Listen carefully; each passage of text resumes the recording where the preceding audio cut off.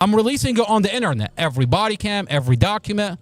This judge, to save face, he can't protect you anymore.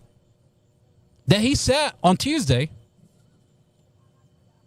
He looked me right in the eye, and then he says the vehicles are going to be inspected. Not the vehicle, the vehicles. What am I saying on a podcast for the past 2.5 years? I'm telling this community that Mustafa, the Suburban, was not inspected. Mustafa's vehicle was not inspected. Now, on a body cam, I have a section where the prosecutor and investigator Robert Drum tells the independent experts, you can't look at the Suburban.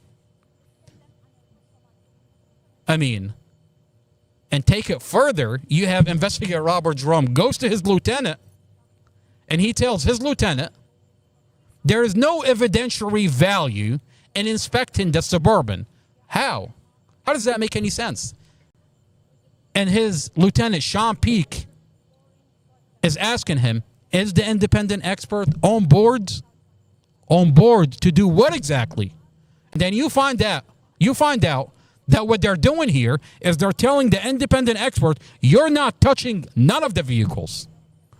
What are you talking? How are you supposed to reconstruct a vehicle accident if you can't touch the vehicles? I have that on a body cam.